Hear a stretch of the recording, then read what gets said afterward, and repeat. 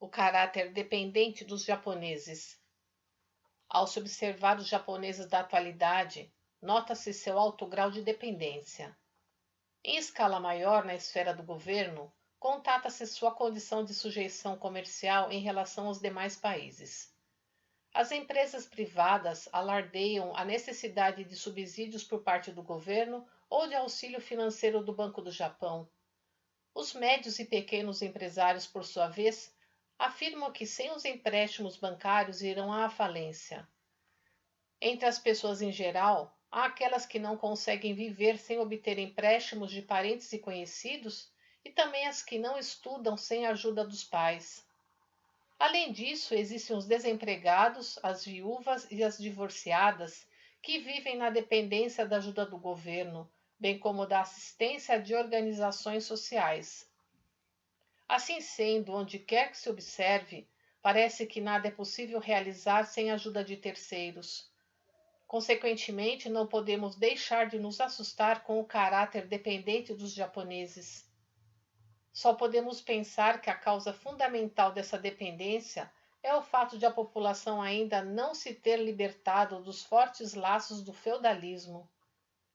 No passado, grande parte do povo era constituída pelas classes dos samurais, dos comerciantes e dos artesãos.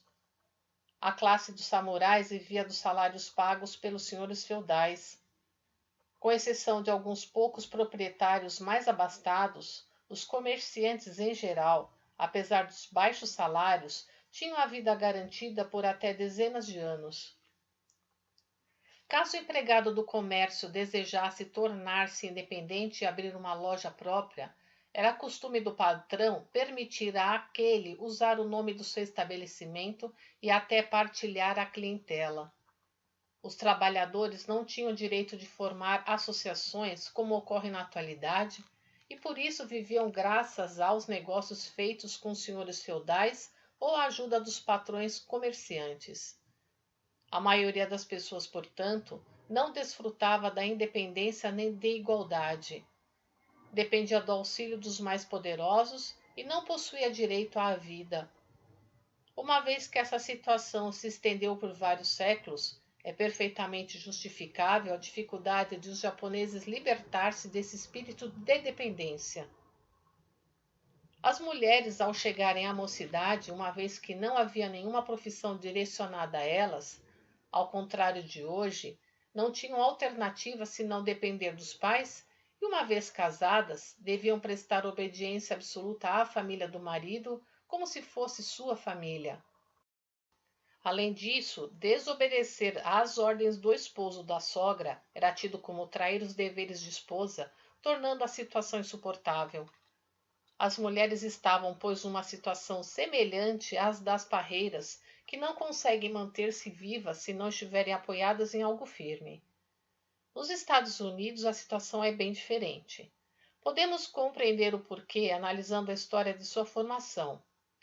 No começo do século XVII, centenas de puritanos da Inglaterra emigraram para a América, praticamente de mãos vazias. Desbravaram as montanhas e os campos desabitados e, com coragem e esforço, conseguiram construir em pouco mais de 200 anos a grande e brilhante nação civilizada que vemos atualmente.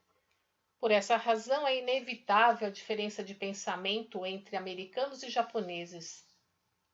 Mesmo que quisessem, por maiores que fossem as dificuldades, aqueles não tinham em quem buscar apoio nem pedir ajuda, a não ser confiar na própria força, ou seja, depender de si mesmos.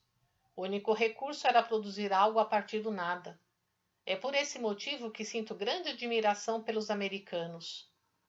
Uma vez que o povo japonês levou golpes tão duros, caso exista a intenção de reconstruir o país, mais do que qualquer outra coisa, é preciso que espelhe no espírito desbravador do povo americano. Estou certo de que a adoção desse pensamento será muito mais eficaz que a introdução de capital estrangeiro, pois, observando do ponto de vista da verdade de que o espírito domina a matéria, esse procedimento seria fundamental. Entretanto, posso dizer que entre os líderes do Japão quase ninguém percebe isso. No que diz respeito aos meios de comunicação, a mensagem que eles passam até incentiva ainda mais o espírito de dependência. Talvez minha fala seja extremista, mas a dependência é um sentimento covarde que busca a comiseração e a compaixão das pessoas. Ademais, quando as exigências não são aceitas conforme seus desejos, as pessoas se queixam e as insatisfações vêm uma após a outra. Por fim, com a ajuda de terceiros, insurgem-se e tentam derrubar o oponente até mesmo de forma hostil. Parece que não percebem que, em consequência disso, mais tarde eles é que cairão. Portanto, creio que não há tolice maior. Podemos dizer que, com esse procedimento, não só se torna difícil a reconstrução do Japão, como também surgem dúvidas quanto à possibilidade de manter até mesmo a situação atual. Em algumas circunstâncias, decide-se pela greve como único meio de resolver os problemas entre patrões e empregados.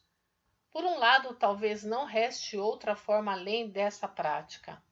Pensando bem, o que pode haver é o seguinte: quanto mais greve se faz, maior será a queda das atividades da empresa e, como consequência, a diminuição da receita e, logicamente, do salário dos empregados, o que assemelha a cavar a própria sepultura.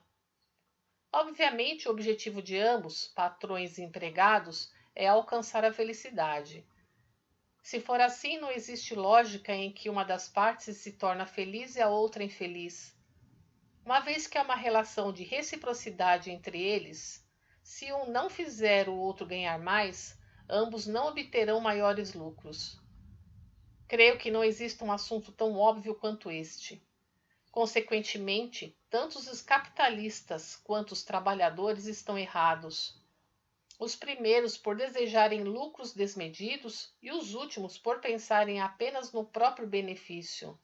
Além disso, quando se analisa imparcialmente o mundo empresarial da atualidade, podemos notar que na época anterior à guerra, os lucros dos capitalistas eram exorbitantes e a economia nacional apresentava um superávit incomparável em relação à época contemporânea. Como estará a presente situação? Podemos afirmar que a maioria dos verdadeiros empresários e capitalistas desapareceu. Os poderosos grupos financeiros e econômicos foram dissolvidos e grande parte dos milionários sofreu uma derrocada.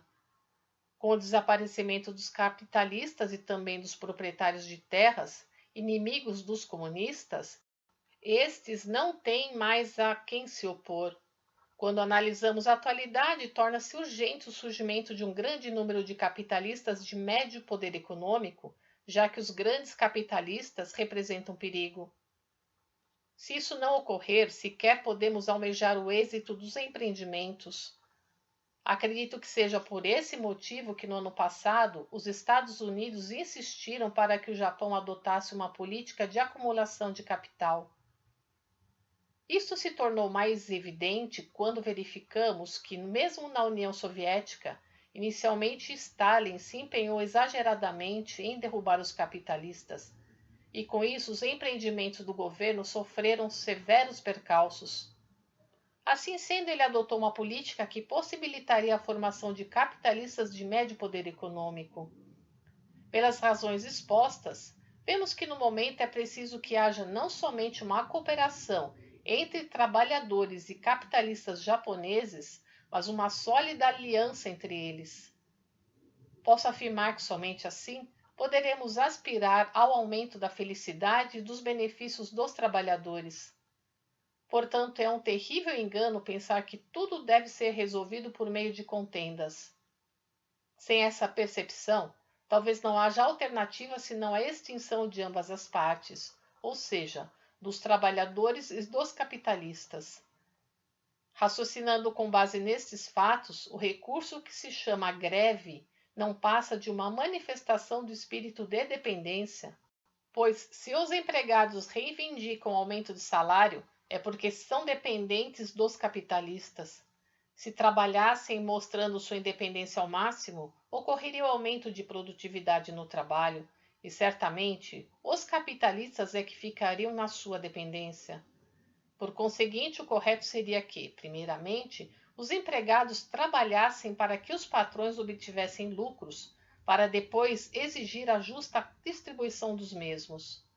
Assim procedendo, logicamente os capitalistas não teriam como dizer não e atenderiam às reivindicações.